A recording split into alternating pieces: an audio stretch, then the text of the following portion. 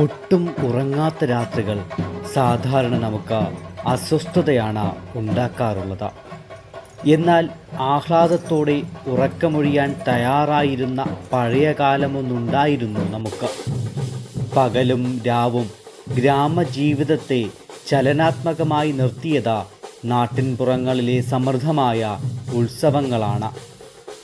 താളത്തിൻ്റെ തരംഗങ്ങൾ, രാഗങ്ങളുടെ പ്രവാഹഗതികൾ, നിറങ്ങളുടെ സങ്കലനങ്ങൾ, വിശ്വാസത്തിൻ്റെ ഭാവകാന്തികളെല്ലാം ഉത്സവങ്ങൾ നമുക്ക് സമ്മാനിച്ചു.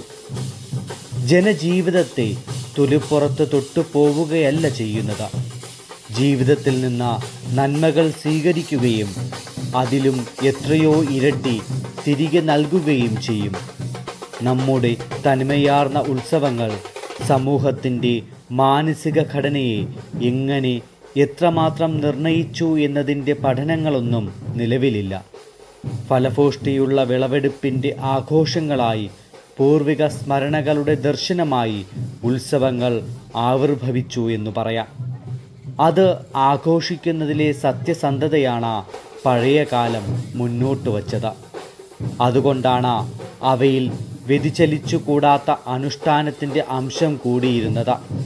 ഭൗതിക ലോകത്തിൻ്റെ വേഗമാർന്നതും ശക്തവുമായ സ്വാധീനം നമ്മുടെ ഉത്സവങ്ങളിൽ നിന്ന് സാംസ്കാരിക സത്യസന്ധതയുടെ അംശം ചോർത്തിക്കളഞ്ഞു.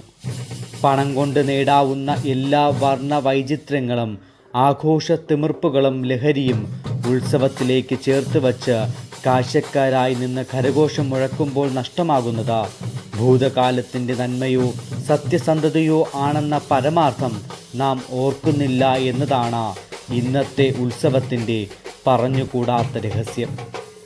പൗരാണിക കാലത്തിലേക്കുള്ള ഒരു തിരിഞ്ഞു നോട്ടമായി മാറുന്ന ഒരു ഉത്സവ കെട്ടുകാഴ്ചയിലേക്കാണ് നിങ്ങളുടെ ശ്രദ്ധ ക്ഷണിക്കുന്നത്.